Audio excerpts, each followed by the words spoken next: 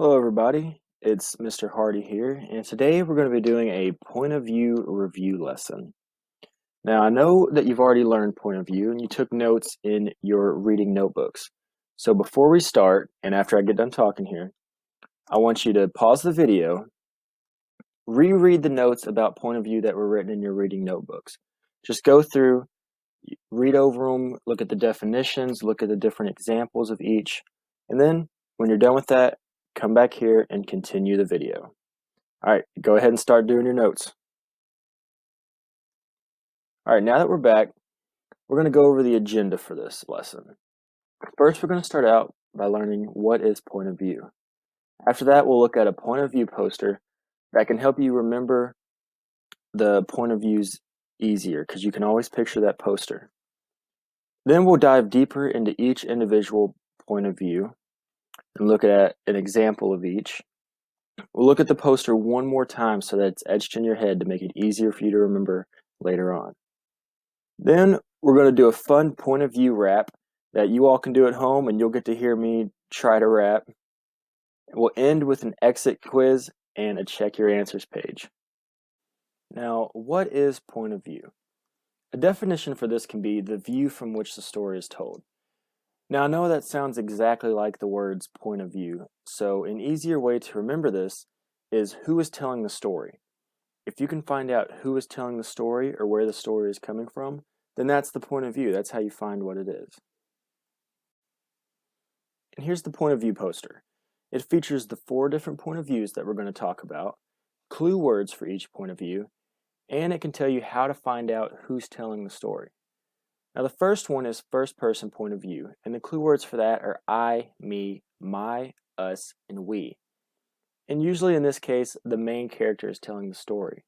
You're seeing it through their eyes, through their experiences. You know how they feel because it's like you yourself are the character. You're hearing it from them. Second person is next, and the big clue word for that is you. That's because the story is being told straight to the reader. You don't see this one very often because it's like you are a character in the book, and the book is telling you how to do things. As you can tell just from my short explanation, I use the word you 4 or 5 times. So look for that word, and if you ever feel like you're being told what to do from a story, that's second person. Now you can see that third person is split into 2, and that's because there are 2 big different changes between third person limited and third person omniscient. But third person as a whole has the same clue words: he, she, him, her, they, and them. And usually it's a narrator that is telling the story from an outside point of view, kinda. But the difference between the 2 is with third person limited, the narrator knows one character's thoughts compared to omniscient, where the narrator knows many characters' thoughts instead of just one. Now let's dive into first person a little more. Clue words for that, as we know, are I, me, my, us, and we. And it's usually the main character telling the story. So let's look at this example to get a better understanding of first person. This is from Judy Blume, Tales of a Fourth Grade Nothing by Judy Blume. And it goes, I went into my bedroom. I put Dribble on top of my dresser. I tried to pet him and tell him he would be happy living with me, but it isn't easy to pet a turtle.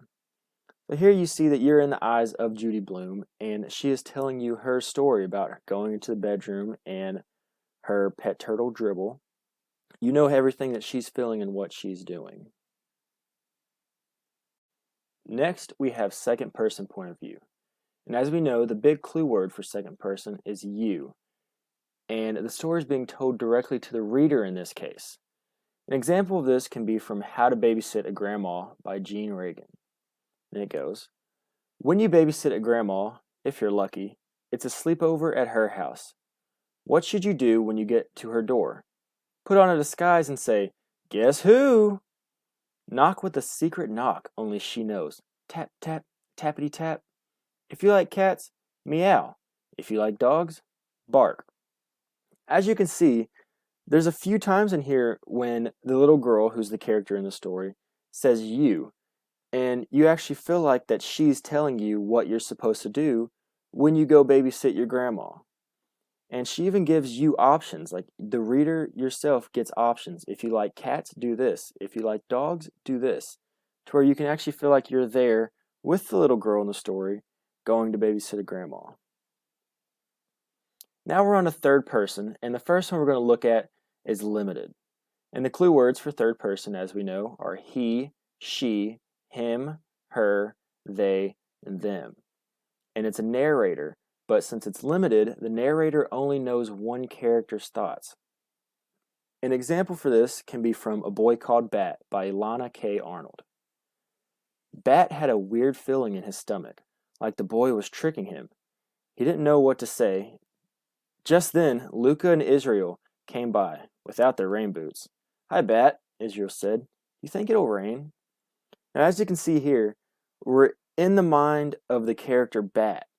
We know how he feels, but he's not saying my or I. It's an outside person saying he. And we know his feelings, Bat, but we don't know the other boy. See, Bat is worried about the boy tricking him, but if it was omniscient, we might be able to go into the mind of the other boy and find that out. As you can see from the little chart over here, the perspective is limited. You only know what this one character thinks. Now, if we look at omniscient, it's a narrator that knows multiple characters' thoughts. And I like this little visual on the side. You kind of see the eyeball that's looking down on both the people compared to the last one where the light was coming out of one person's eyes. Here's an example. It goes, Dave looked out to the shoulder, a look of worry on his face. John was afraid of the shallow reef in the impact zone and tended to avoid the peak in these situations. However, at this particular spot, even though the waves were smaller out in the shoulder, the reef out there was much shallower, and Dave worried about John wiping out after a takeoff. However, Dave didn't need to worry, as John had decided to brave the peak. Now here in this situation, we get to know what both John and Dave are thinking. Dave was worried, and John was afraid, but towards the end, Dave, we know that he's worried about John, but John had already decided to go off on a different direction. If this was third person limited, we might only know what Dave was thinking in that case. Now that we've gone through all the point of views a little more in depth and we've seen some examples, let's review the poster one more time. First, we start out with first person, and the clue words are I, me, my, us, and we. And who's telling the story? The main character is telling the story. We're seeing it through their eyes. Next, we have second person, and the big clue word is you. And who's telling the story? In this case, the story is being told straight to the reader. It makes you feel like you're a character in the story or you're being told what to do. Then we're on to third person, where the clue words are he, she, him, her, they, and them. And for third person limited, the narrator tells the story, knowing only one character's thoughts. But with third person omniscient, the narrator tells the story, knowing many characters' thoughts. Now we're going to get on to something a little more fun to help you remember the point of view. And this is the point of view rap. It was made by a teacher in Owensboro named Teresa Howard. Now I'm going to try my best to rap it. If you don't like rap and you want to sing it, you can find a way to sing it. If you want to add music to it, you can do it. But here we go. I hope you're ready for this. POV, POV, 1, 2, or 3. POV, POV, 1, 2, or 3. First person, second person, third person, 2. Who told the story to me and you? First says I and us too. Second just says you. Third says him, her, and they. 1, 2, or 3. What do you say? Peace out. Now, I hope that wasn't too bad, but I'm sure y'all's will be a lot better than mine. So give it a shot, rap the song, sing the song, and it'll really help you memorize it, because just from a couple days ago when I found this, it keeps coming up in my head and getting stuck in there, but it really helps me remember the different points of view. So now we're going to end off this lesson with a small little exit quiz. There's 3 questions, and what you're going to do is, as you can see here with question 1, There's a small little passage. I'll read it out loud, but you're welcome to pause and read it yourself if you want. And written down on a piece of paper or in your head, you can give your answer. Do you think it's first person, second person, or third person? And when you come across the third person one, you think that a certain question is third person, you'll get a little bonus if you write down limited or omniscient. So let's get started. Question 1 from Hokey Pokey by Jerry Spinelli. What more could he have done? He parked it so close that when he shut his eyes to sleep, he could smell the rubber of the tires, the grease on the chain. And still she took it. His beloved scramjet. He won't say her name. He never says her name. Only her kind. Sneers it to the morning star. Girl. Now I'll give you 5 seconds to write down your answer, but if you need to, you can rewind and listen to me read it, or you can pause it and read it yourself.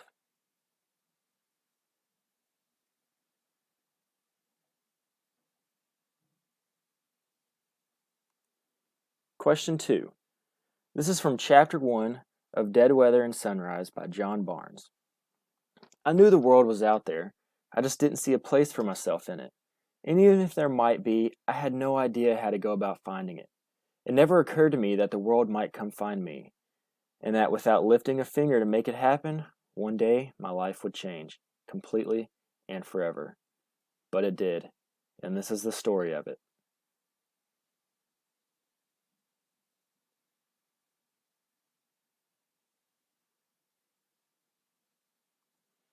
And question 3, this is the final question. This is from How to Make a Sandcastle, Evaluating a Process Analysis Essay by Richard Nordquist. Making a sandcastle is a favorite project of beachgoers of all ages. Begin by digging up a large amount of sand, enough to fill at least 6 pails, and arranging it in a pile. Then scoop the sand into your pail, patting it down and leveling it off at the rim as you do. You can now construct the towers of your castle by placing one pailful of sand after another face down on the area of the beach that you have staked out for yourself.